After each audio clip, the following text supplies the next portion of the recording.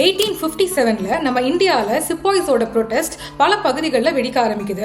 இதனால பல தலைவர்களை அரெஸ்ட் பண்றாங்க, சில பேரை கொல்லவும் செய்யறாங்க. ஆனா ஒரே ஒருத்தர் மட்டும் சரண்டர் ஆக மறுத்தாரு. அவர் யாரு அப்படின்னா கான்பூர் நானா சாஹிப்போட தளபதி டாட்டியா டோபே.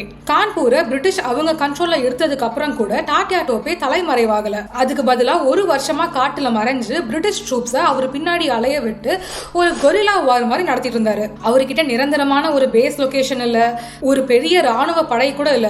விசுவாசமான போராளிகள், அது போக அவர் காட்டுல மறைஞ்சிருந்தப்ப அவருக்கு உணவளிச்சு அவரை காப்பாத்தின அந்த கிராம மக்கள், இவங்க மட்டும்தான். டாட்டியா மின்னல் மாதிரி தாக்குவாரு. வேகமா வந்து பிரிட்டிஷ் ட்ரூப்ஸ் எல்லாம் அட்டாக் பண்ணிட்டு அவங்க திருப்பி அட்டாக் பண்றதுக்கு முன்னாடியே அந்த நைட்டோட நைட்டா காட்டுல பதுங்கிடுவாரு. இதனால நியூஸ் பேப்பர்ஸ்ல எல்லாம் கூட அவரை ghost on a horseback அப்படின்னு கூப்பிட ஆரம்பிச்சாங்க.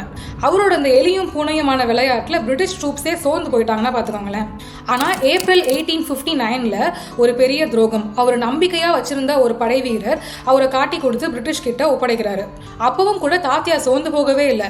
விசாரணையில நான் என் நாட்டோட சுதந்திரத்துக்காக தான் இதை பண்ணேன், எனக்கு இதுல எந்தவித வருத்தமும் இல்லை அப்படின்னு வீரமா சொல்றாரு. ஏப்ரல் 18, 1859 அன்னைக்கு தாத்தியாவை தூக்குல போடுறாங்க. அதோட அவர் இறந்தும் போயிடுறாரு.